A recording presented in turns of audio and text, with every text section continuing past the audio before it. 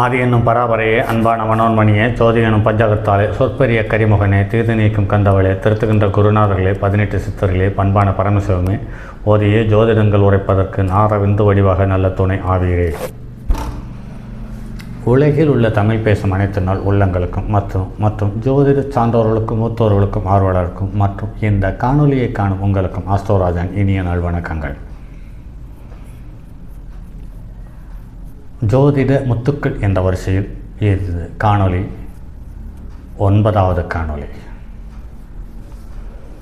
இந்த ஜோதிட முத்துக்கள் என்ற காணொலிகளில் தரப்படும் தகவல்கள் அனைத்தும் பழங்கால நூல்களிலிருந்து சொல்லப்பட்ட தகவல்களே. அந்த தகவல்கள் நம்முடைய நடைமுறை அனுபவத்தில் எண்ணற்ற ஜாதகங்களுக்கு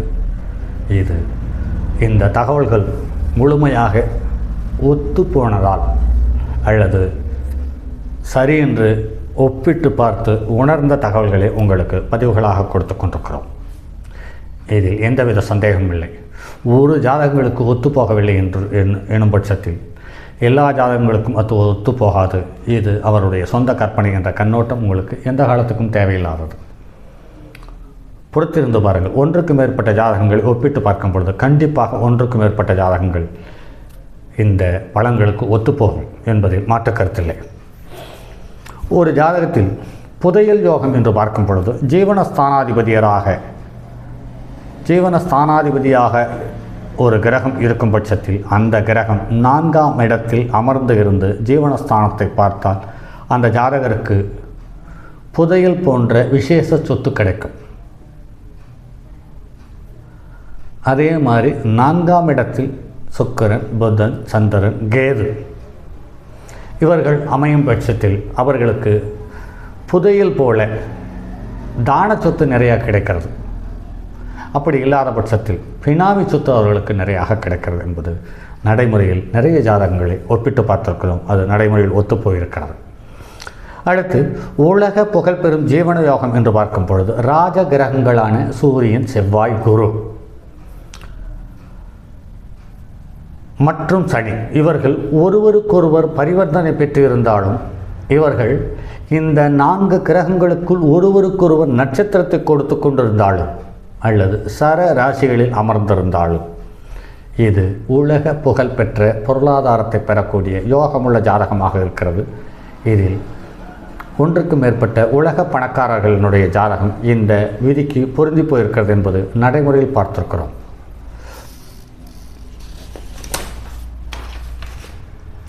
அடுத்து அடிபணியாத ஊழியர், அதாவது வளைந்து கொடுக்க தெரியாத ஊழியர் என்று பார்க்கும் பொழுது ஜாதகத்துக்கு 8ஆம் இடத்தில் சூரியன் இடம்பெற்ற ஜாதகர் எந்த சூழ்நிலையிலும் தனக்கு மேல் உள்ள அலுவலர்களுக்கு பணிந்து நடப்பதில்லை. இதில் செவ்வாயும் சேர்ந்து விட்டால் ஏதாவது ஒரு காலகட்டத்தில் போங்கடா நீங்களும் உங்கள் வேலையும் என்று சர்வசாதாரணமாக தன் இருக்கும் பணியிலிருந்து சீக்கிரமாக கொஞ்சம் கூட யோசிக்காமல் கீழே இறங்கி வந்து விடுகிறார்கள் என்பதை நடைமுறையிலும் பார்த்திருக்கிறோம். ஆக சூரியன் எந்த இடத்தில் இருந்தாலும் அந்த இடத்தில் அந்த பாவத்துக்குரிய உறவுகள் வளைந்து கொடுப்பதில்லை என்பது நடைமுறையிலும் பார்த்து கொண்டிருக்கிறோம். நல்ல நம்பிக்கைக்குரிய வேலையாட்கள் என்று பார்க்கும் பொழுது ஜென்ம லக்கணத்துக்கு 6ஆம் இடத்தில் சூரியன், சுக்கிரன், குரு இவர்கள் ஒருவர் அமர்ந்து இருந்தால் ஜாதகருக்கு நம்பிக்கைக்குரிய பணியாட்கள் அமைவார்கள். மற்ற கிரகங்கள் 6இல் இருந்தால் இது பிரச்சனைக்கு உரியதாகும் என்று சொல்லப்படுகிறார். இவருக்கு நல்ல நம்பிக்கைக்குரிய பணியாட்கள் மட்டுமில்லை, இவரும் மற்றவர்களுக்கு நம்பிக்கையானவர்களாகவே அமைகிறார்கள் என்பது மேலும் தகவல்கள். அரசனை போல் வாழும் ஜாதகம் என்று பார்க்கும் பொழுது ஜென்ம லக்கணத்திற்கு கேந்திரங்களில் 1, 4, 7, 10 உள்ள கிரகங்கள் ஒன்றுக்கு ஒன்று பரிவர்த்தனை பெற்றோ அல்லது ஒருவருக்கொருவர் பார்வையை பெற்று இருக்கும் பட்சத்தில் அவர்களுடைய தசாபுத்தி நடக்கும் காட்சத்தில் ராஜாவைப் போல கௌரவமான அதிகார தோரணை உள்ள புகழ்பெற்ற வாழ்க்கை கிடைக்கிறது என்பது நடைமுறையில் பார்க்க முடிகிறது. 10ஆம் இட அதிபதி கேந்திர திரிகோண ஸ்தானங்களில் இடம்பெற்று இருந்தால் அவர்களுடைய தசாபுத்தி வரும் காலம் அவர்களை தேடி செல்வமும் செல்வாக்கும் வருகிறது என்பதை காண முடிகிறது. ஆனாலும் இவர்கள் தந்தை வழி பூர்வ புண்ணியத்தை விட்டுவிட்டு வெளியேறுகிறார்கள் அல்லது தந்தை வழி கலாச்சார பண்பாட்டை அல்லது பழக்க வழக்கங்களை மீறி வாழ்க்கை நடத்துகிறார்கள் என்பது நடைமுறையில் பார்க்க முடிகிறது.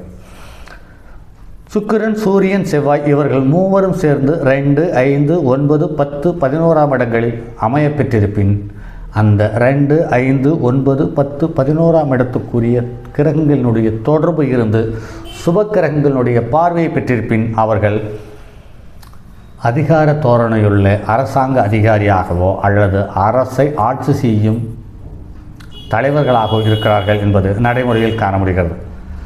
அடுத்து சுனபா யோகம் என்று ஒரு யோகம் சொல்லப்பட்டிருக்கிறது. ஜாதகத்தில் சந்திரன் என்ற இடத்திற்கு 2ஆம் இல்லத்தில் சுபக்கிரகம் இருந்தால் அது சுனபா யோகம் என்று சொல்லப்பட்டிருக்கிறது.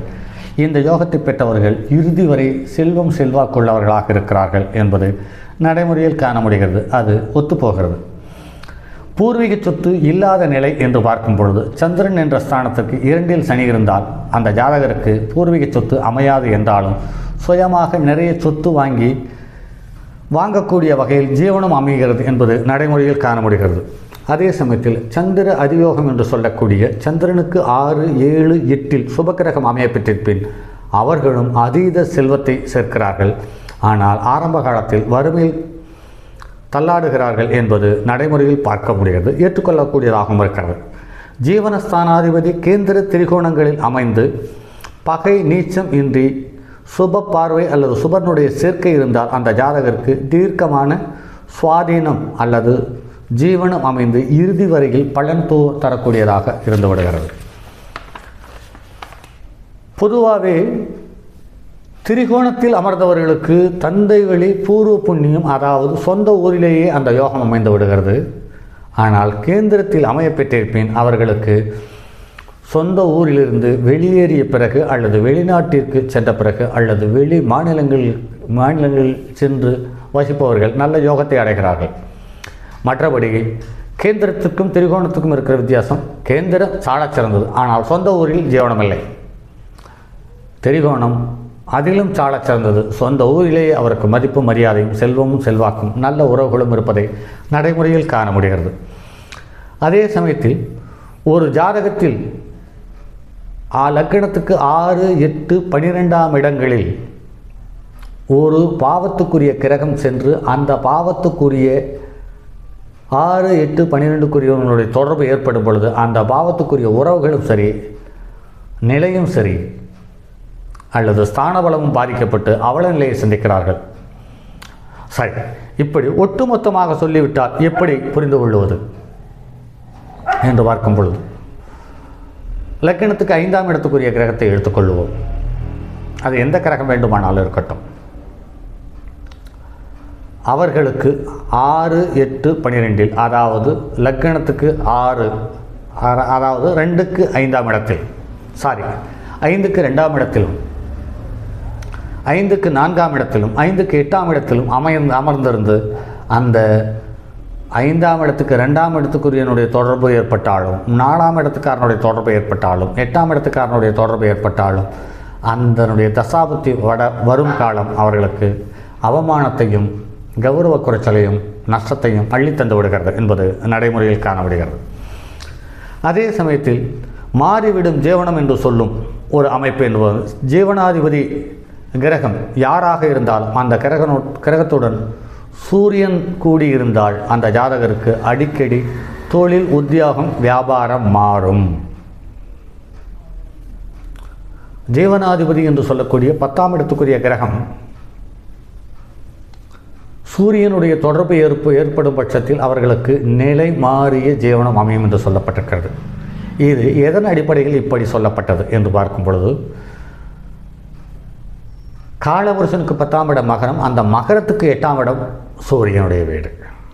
அதனால் சூரியனோடு சேர்ந்து ஜீவனாதிபதியோடு சேர்ந்து சூரியன் எங்கிருந்தாலும் பலமான ஏற்ற இறக்கங்களை தந்து விடுகிறது என்பதை நடைமுறையில் சொல்லப்பட்டிருக்கிறது.